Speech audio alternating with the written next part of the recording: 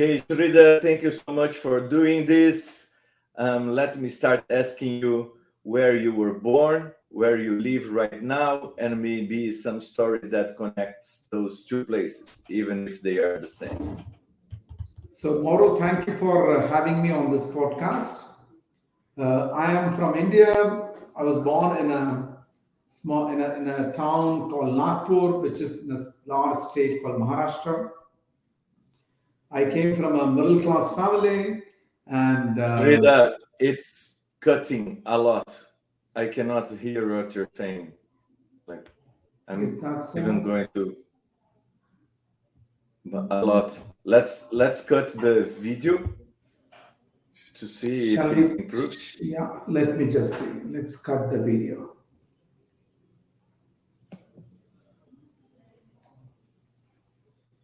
Okay, Is let's it try better again. now? Much better. Let's see if it continues better. Okay, can you start again, please, from the Sure, start? sure. In case you have a problem, Mauro, what I will do, I'll try to change the network. So let me know whether there Okay, is any issue. now it seems okay. So maybe it was bandwidth that the video was eating the bandwidth. Yeah. So, Mauro, thank you for having me on this podcast.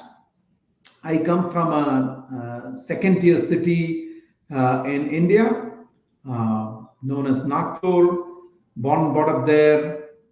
I had a great childhood. I come from a middle class background. Lot of fun I had while growing up, and now I live in Bangalore, which is the Silicon Valley of East. So it's a large city in India, and looking forward to good things in life and spreading happiness around. Wow, that's a great purpose. Shredder, how do you see? So I'm going to ask you a second question, which is kind of out of the script, also related to your background. I know that you used to work in tech, and now you work in a NGO. So maybe let us know a little bit about this, how it's to move from the corporate, this transition from the corporative world to the non-governmental organization world. So, Mauro, made this shift at the peak of my corporate career. I was 36 then, and I was leading an organization. And I always believed if you want to solve a problem, you have to solve it at scale, especially in a country like India or maybe Brazil or any large country.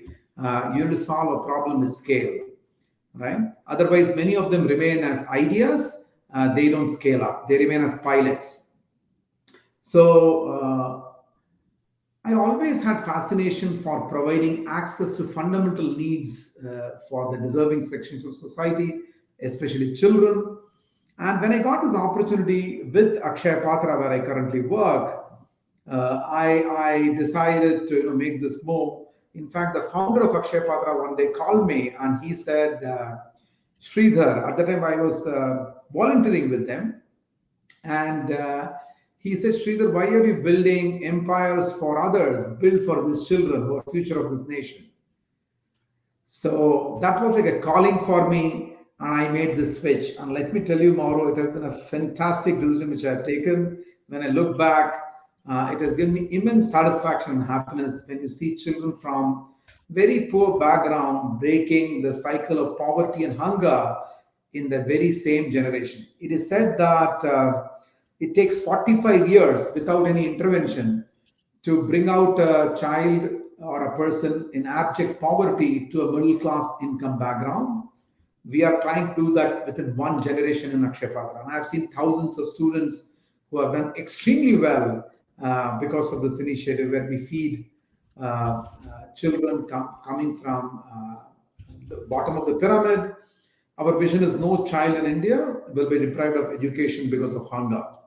So, and what happened? You asked me this question: how has been the shift? The shift has been phenomenal. We are about 6,000 people in Akshaya Patra. We work pretty much like a corporate. So if you have to, if I were to describe Akshaya Patra to you as a person, it will be a person whose mind is of a corporate and heart of a compassionate not-for-profit. So we do bring a lot of concepts that are there in corporates when it comes to efficiency, effectiveness, etc. In a not-for-profit world, and that's what makes Akshaya Patra unique. And so it's a very interesting blend of corporate and not-for-profit thinking. And so far, we have been, successful. But I would say a long journey for me to go. We scaled up from 1,500 children every day to 1.8 million children every day. It is the world's largest school meal program today by a not-for-profit. Well, those numbers are very impressive, Shridhar. I'll go back to some of the points that you raised in this more towards the end of our conversation.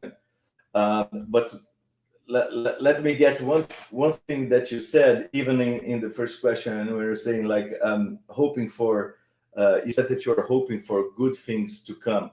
So I'll take from this statement that you are an optimist, and from this, please let me know if I'm right, and let us know also how do you see the world? Do you think it's getting better or it's getting worse? Are you optimist or pessimist about our present and our future? So I'm a born optimist, Mauro, and I continue to be very optimistic about the world. Okay, there are certain areas where we have not done well, but that doesn't mean we can't change. For example, if you look at climate crisis, we haven't done well as a world as a whole. There are certain areas where we have done well. If you ask me, access to food, access to fundamental things in the world, if you ask me, while there are a lot of efforts that have gone in, I think still a lot of things needs to be done. So while I'm an optimist, let me also tell you, I try deciphering the root cause of this whole issue, whether it is access or whether it is climate crisis. I would say, Mauro, it is our greed that has brought us to this situation. So probably I would say there is everybody, this nature has provided everything for everyone's need, not for everyone's greed. So while I'm an optimist, I'm a pragmatic person, practical. I can tell you that there are a few areas where we need to work together, and that's one reason why I chose Akshaya Patra, because it works on providing fundamental basic access to things like good food or education to children. So while I'm an optimist, I hope very sincerely that things will change, and things are changing. I would expect the pace of change to be faster. It can be much, much better. Good. So you said something that interests me a lot, which is the issue of greed. Would you say that from that our challenge ahead to keep the world to keep making the world a better place, maybe like you said, in a faster pace, would you say that greed is the main problem that we have to tackle? What are the challenges that you see ahead? So what happens, many a times people are not aware that they're greedy. They just go by fulfilling their ambitions, not really being bothered about what's happening around in the world. So if you come to India, you'll find maybe a skyscraper building and there are slums just around that. Sometimes I don't understand how this can be. How can you have a large skyscraper and slums around it? We can definitely make a place much, much better. So if you ask me challenge, Mauro, it is the divide between the haves and the have-nots. The gap between the haves and have-nots, if you ask me, while it is a lot of initiatives are being taken, it is not getting bridged properly. So I would say the onus is on the people who have wealth, people who have all the necessaries met and they have more to do. They should come together and take few steps that are required to bring positive change in society. While there are certain steps being taken, I don't think that is happening at a systemic level or in an integrated fashion. So maybe there are philanthropy that is happening in different parts of the world, but it is not happening in a very, very coordinated manner. Um, if you look at third world countries, if you look at countries that are developing, like India, to some extent Brazil, or well, Africa, uh, what I would what I would see the challenge is ground level implementation. There is no dearth of probably intent, but implementation at the ground level at scale is a challenge, number one. Second could be challenge from the perspective of uh, basic infrastructure that is required to bridge this gap in the form of basic education, food, uh, roads, electricity, very fundamental needs that are required to bridge this gap. I think these need to be addressed by the various governments and the philanthropists and people who have resources. And planning needs to bring in an element of uh, how to make it work. Many times it remains at policy level or ideation level. And I have always believed that strategy is execution. If you are, why you can plan a lot, but unless you execute it properly with scale, you can't solve problems. I see. Um, Shrida, so if I keep thinking, so you talk a lot about philanthropy, right? And in the beginning, you also said that okay, let my mind is going faster than my mouth. Um, so let's talk about two things. The first is this implementation at scale, okay? And the second I want to talk to you about is the philanthropy aspect, how it relates to business, and something also that you said before about the compassion and so greed and compassion. But let's start with with the implementation at scale. Some years ago, I worked with educational tech startup, and I remember at the time like seeing a lot of projects in India, and I heard one founder saying that the interesting thing about India is that either you are solving a problem for 1 billion people, or you're not solving the problem. So all the solutions that come out of India, they kind of already come out at scale, because if they are not at scale, they are not solving any problem.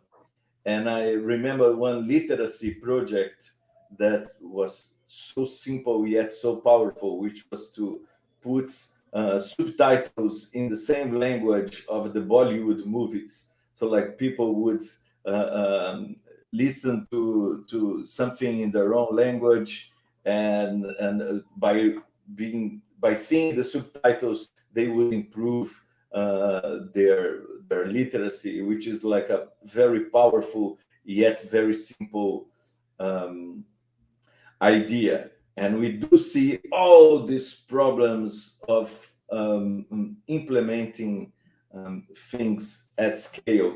Can you so like with your experience that involves this ground level scaling up of something that requires that is physical, is not digital, like food, right? And kitchen and food and dealing with school and dealing with people. So there's very little, if something digital about it. So can you elaborate a little bit more on these challenges, on the challenges of this implementation? So like it's people, it's like infrastructure, so like it's building the building, or it's getting people to work, like getting 100,000 people to work. Can you elaborate a bit more on the challenges of this ground level massive implementation? Yes, so if you look at Akshaya Patra, let me take the example of Akshaya Patra. The challenge for us, Mauro, is not growth. As you rightly pointed out, there are a lot of people at the bottom of the pyramid whom we can reach out to. For us, the challenge is sustainably growing. And when I'm talking of sustainably growing, I'm talking of financial sustainability. That's number one. The second challenge is, you know, we serve food to children. And Akshay Patra's uniqueness is we do scratch cooking every day. It is not that there is some cold storage and you are serving them cold sandwiches and cold drinks, etc. We serve hot, nutritious food to children. So when you're dealing with children, these are, though these kids come from bottom of the pyramid, they are discerning. They would want to have tasty meal. They would like to, India, people prefer hot meal. So how do you ensure a hot, nutritious, safety meal day after day to children in far-flung places? And while doing so, ensure that the meal is tastier, so the child looks at the meal and comes and eats the meal and comes to school. Because for us, meal is an incentive for the child to come to school. So ensuring that the meal is tastier, the meal is consistent and adequate in quantity is a second challenge. Third challenge is how do we deal with wastage? Because when you talk of cooked food, the chances of wastage are very high. So how do you bring in innovation and ways to address wastage is a third challenge. The fourth challenge is, you know, if you get five people at your home, first day, second day, third day, you know, it is very tiring having meal for them. Now, how do you ensure meal for 1.8 million children day after day after day for all the schooling days? In fact, that's where technology comes in, and we have tried to do semi-automatic ways of doing it. Now, the challenge is how do you ensure people who work in your facilities, people who drive our vehicles, have the same passion with which Akshay Patra was started, and the passion with which the founders created the organization continues till the last mile. So these are some of the challenges. Okay, allow me please to go one step further, because I think that the challenges are there, right? So I'm going to like the second level of why. So you just said that we have to try to make people that work in our cause to be as passionate as we are. And how do you get that, Shridhar? What are your strategies to to try to make people as passionate as you are? So let me give another example. An example. You at the top of your career in the corporate world made a career change that was much more than that. It was a change to follow on your passion. You also said that you always had fascination for the basic needs, or to try to solve the problem of the basic needs of human beings, and then you were so passionate that you made a huge life change. So what are the strategies of your group try to keep people passionate and motivated? So one thing we do, Moro, in Akshaya Patra is leadership should lead by example. For example, if I say values are very important in Akshaya Patra, I need to walk the talk. That's the first thing. Because the people who work with us, the stakeholders, they are continuously observing what are you doing, and your own example serves as a guiding force for them. So leader needs to lead by example. So that's the first thing. Second is continually communicating with them the larger picture. As I mentioned to you, we have over 6,000 people. So whenever I talk to my team members, I tell them it is not, don't think that you are working in finance or projects or quality or in cooking or in production or in design.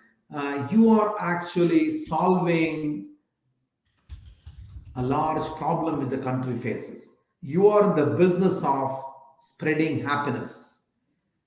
You are creating transformative impact. So once the larger picture is seen by the team members, they are motivated. That's the second thing. Third is, which is in continuation of the second one, I always tell them when you feel low, go and meet the beneficiaries whom you serve. Because these children whom we serve, they bring tremendous positive energy and they are ever grateful to people who serve them. So, connecting to the larger picture, walking the talk, and not treating this as a mere job, and continually communicating with them, building awareness, motivating them, inspiring them is, I think, what I have tried to do. And I think these are fundamental things which really helped me in my career here in Akshaya Patra. You said something amazing now, that is, when you're down, go see the beneficiaries of your work, right? And when these are kids that got a meal, I think you gave the answer that I was looking for. So, like, actually Yes. go seeing the beneficiaries of what you do. It doesn't matter what is the problem that you're solve. It's probably a very good motivational strategy. Mauro, though it's a podcast, I want to show you a photograph. I don't know whether you're able to see my mobile phone. I was there day before yesterday in a remote park. Are you able to see this? Yes. Oh, turn on the camera so we can see. One second. Let me just see. Are you able to see this? Yeah. Okay, send this picture to us. We are going to illustrate the episode of the podcast with this picture. I'll forward to you right away. So the why I showed you this picture is I took my team. I've sent it to you. I took my team. Cut the image again, Shridhar, please. Yes. Are you able to hear me now? Yes. So why I showed you this picture, Mauro, is my team was charged. I took them to meet the beneficiaries. My team was charged looking at them, and then it's like charging your car battery. And when you are able to connect your team to the larger picture, they will do their jobs better and they'll be self-driven. Because in Akshaya Patra, we believe, Mauro, we are not a command control organization. We are an initiative-led organization. So we expect people to take initiatives, make mistakes.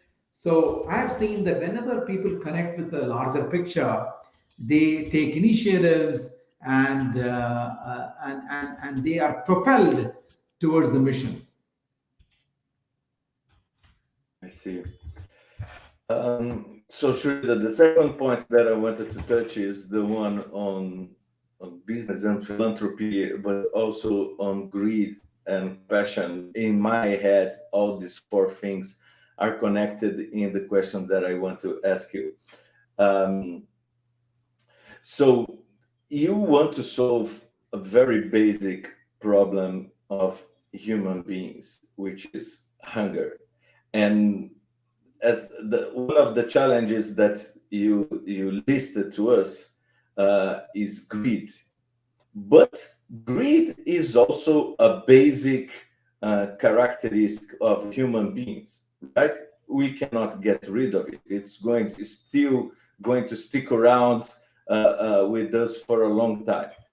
Also, is compassion, which is something that you said in the beginning, that uh, um, that it's something that you believe in, that we can be more compassionate. So I was, while you're saying, I don't want to put you on the spot, but have you thought about greed as also a basic characteristic that has served us like in any organism for a long time, um, and how we can uh, how greed and compassion can coexist?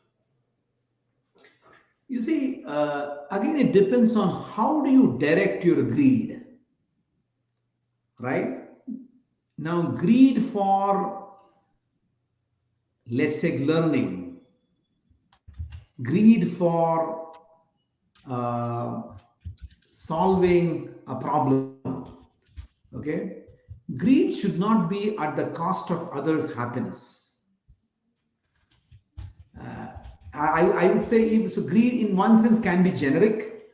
Okay, greed is required to move ahead in life, but greed should be again directed. See, for me, Mauro, purpose in life is extremely important. Let me put it in a very simple analogy, then I'll come back to this greed thing. Suppose uh, in Brazil or the place where you live, which is the famous road? Tell me. Sorry, the famous. Which is one of the famous roads which is very popular in the place where you live. I didn't understand the words, the question, Shridhar. Sorry. So let's take somebody's. You are on a busy road, okay, Uh huh. and you stop a person who's driving a two-wheeler and ask him, "Sir, where are you going?" He says, "I don't know."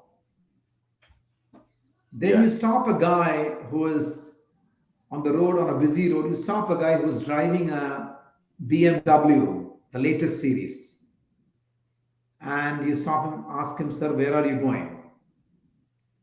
And he says, "You see, Mauro, when I drive, I don't bump into others, I don't trouble others, I follow the traffic light. But, sir, where are you going?" He says, "I don't know."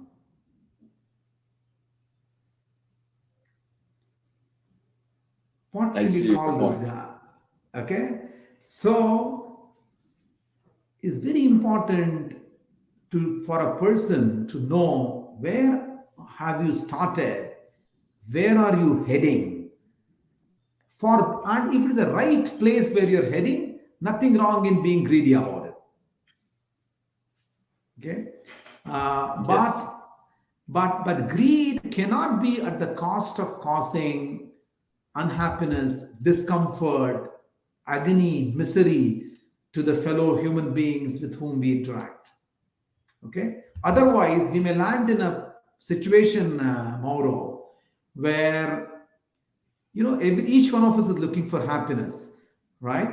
Now suppose I put a very very rich guy who has been greedy for wealth in an island and tell him you'll have 10 Rolls Royce cars, 5 BMWs, a big yacht, enough food to eat, food whatever you want to eat is there, but you will not have anyone to interact with.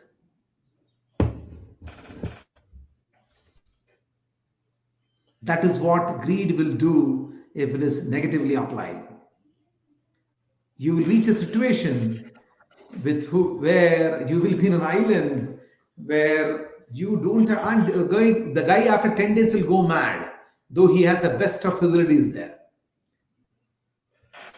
Okay. Okay, so it's a question So of how you apply your greed. See, for example, I am greedy to solve problems in the lives of children. it's a noble greed. So Yes.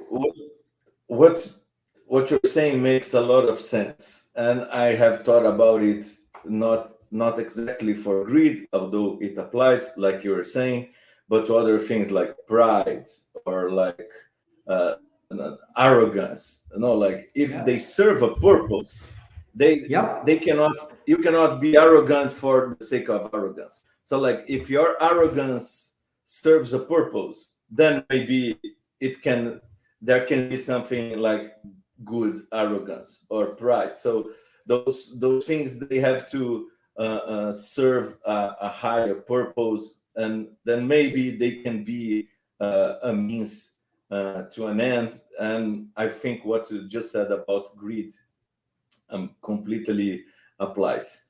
But we still have to count on people to um, what it, we still have to count on people on have this consciousness about the collective, and to think of long term, and to think about the collectives rather than to think short term and about the individual, right? And this, what I keep asking myself is there a way to incentivize this um, purposeful greediness, or simply favor a way to incentivize long-term accomplishments, or the behavior towards the collective, rather than to stimulate the short-term rewards and individual gains. In fact, Mauro, you brought out a very important point. I would say this is where philanthropy can play a big role. Philanthropy In can play a role in terms of incentivizing or enabling transformative impact. Okay, and transformative impact takes longer time. It takes 15, 20, 30 years. Okay, so I think philanthropy can play a very, very important role here in picking up these themes, or organizations and individuals who are purposeful, who are out to create, how to solve a problem in a manner which can create transformative impact. So I would say philanthropy is something which can really, really help. Yeah. And then let's go to the philanthropy business aspect of the question. So, like you have do you think it's really philanthropy? Do you think there is some business model hidden somewhere waiting for us to discover, where business can do this long term or this this transformational impact actions that you are suggesting philanthropy is the can replace philanthropy in this? Absolutely, Mauro. Apart from philanthropy, if you look from a business angle, I would say great organizations focus on three things: people, planet, and then profits. Okay, so Okay.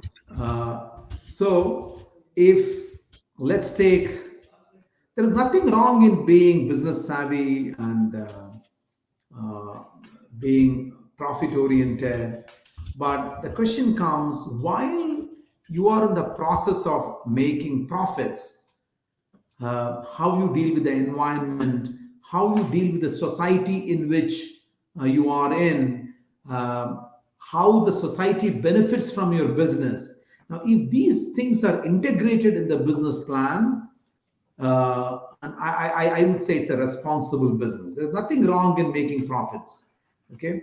But for example, if you're taking water from water source, is there a way you are bringing back water, giving it back to the earth from where you have taken? Okay, just to give a small example. Or if you are in large scale farming, are you doing a fair trade? Are you looking at the whole chain? So it depends on the business process, which enables and uh, uh, helps the society in which the business is thriving. So I think if as long as this is integrated, I would say business will be as good as philanthropy. But look, Sridhar, I completely understand and agree with what you're saying, especially to the use of natural resources. Like we take the natural resources, and not always we um, um, we reward either the society or nature, or like in the way of paying, or some other way. We don't pay, we don't reward, or we don't restitute anything uh, to the natural resource that we consumed. But the way you are putting it, like include it in the business plans, it still depends on goodwill, right? Because there's Yep. no one charging for that water. Nature is not going to, like cut your supply if you don't pay your water bill when you are, I don't know, when you are a hydroelectric power plant and you are, using the water, or it's going to.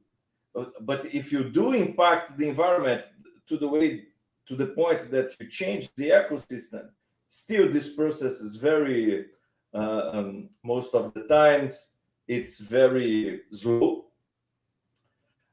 and the consequences of actions today may take a long time um, to pay the bill, and none of us can be there anymore. So what I keep wondering is, like, how do we take goodwill out of the equation, at least when it comes to business, or at least when it comes to uh, um, putting greed in to check balance, to put greed on check, right? Because Yes. greed is a very, very powerful and strong basic instinct, a very strong force. So it would take a lot of goodwill to put greed on check. So, and while I can see some people doing it, I'm not sure we can guarantee that everyone will. So um, I keep looking for what are the incentives to put greed on check and not to depend on goodwill. And that's maybe my my problem with philanthropy, is that it's a dependence on goodwill of someone else, right? And I would rather have incentives and not to depend on the goodwill that can change uh, um, from a moment to another. Yep. So another way to look at it, Mauro, is to look at social enterprises, where you have a business and you do a nominal profit, and since the numbers are more, you make a good volume out of it, good value out of it. And in while doing this process, you bring about change in the world. Okay, so this is what I would say: compassionate capitalism. So capitalism, which is greedy in the wrong sense, can ruin this world, and it has. Whereas if if we create businesses which are which have compassion at the core, apart from money, whatever you want to have. And there are many businesses in this world who have, for example, in India, Tatas are compassionate capitalists. They are known for being, they do make profits, but how the profits are used uh, tells a lot about compassionate capitalism. So another way to look at it is, if apart from philanthropy, you want to look in changing the world and want to bring happiness, I would say we need more compassionate capitalists in this world. Because if you bring in people who are only capitalists, who are greedy for just self-aggrandizement, you are going to ruin this world. Okay, I don't want to extend this too much, but one thing on this capital on so like two things. One, um, wow, my ideas are competing to see what I'm going to ask Shridhar. So there will be a lot of editing in this episode. I will have to cut all these long silences. But okay, you talked about business that have compassion in the core instead of greedy, and I think it's interesting because both things, both compassion and greed, can reward our brain, right? Like Yeah. as a biologist and with this biology background, I keep looking at or keep coming back to these very basic principles that are hardwired in our brain and that we cannot escape. Our these instincts that we have, these biochemical mechanisms that regulate all our actions or are at the base of all our actions. And what gives me hope is that the same way that you feel pleasure when you have when you act on your on your own selfish best interest, the same dopamine hit that you have when you act selfishly, you can also have this dopamine hit when you act in an altruistic way, right? And Yeah. maybe what we have to do is to show, like you said, leading by example, that the power of dopamine hits from altruism are as good as as good and as powerful as the dopamine hits from greed. Yeah. Great, Shridhar. Before I let you go, let me ask you three rapid fire questions. The first one is, which book you're reading right now? So, Mauro, I have taken some serious interest in the science of soul. I know you're a Okay. biologist. You may have a difference of opinion with me. So I'm reading a book called The Science of Self-Realization, which is to do with the science of soul. Um, uh, so it's very, very interesting because the world, what we see, and the concept of soul, if one understands the, so let me give you a small analogy. The property of sugar is to be sweet, property of water is to quench thirst, right? Similarly, what I learned in this book is the intrinsic property of the soul is to serve. Either you're serving yourself, you're serving your family, serving your country, serving your dog. Okay? So service cannot be separated out from the soul. That is the person who you are. Second, what I learned was, uh, when I say this is my hand, this is my shirt, this is my leg, who's me in it? Okay, so I was very curious to know who's me in my hand, my shirt, my specs. So it's pretty interesting. I'm on a journey on this front. Yeah. Ooh. The second question is, do you take long or short lunch breaks? I take long lunch breaks, Mauro. One, I use them to talk to my family. I use them to talk to my colleagues because I believe, we are living in virtual world, conversations and interesting topics the way we just discussed, they really really fuel your purpose and your ability to reach to your purpose. Actually. Yes, like this question started as a way of, again, trying to characterize how people behave and how they prioritize things on their during their day. But I was so surprised on how almost everyone take short lunch breaks and don't give a lot of importance to it. And like you are the second person only to say that you take long lunch breaks. And yeah, I will further think and elaborate on that because I think there's something more to be said about the importance of the long lunch breaks. Third, final question, Shridhar, is Bitcoin. Are you a believer or a non-believer? I'm an agnostic about bitcoins. I don't know.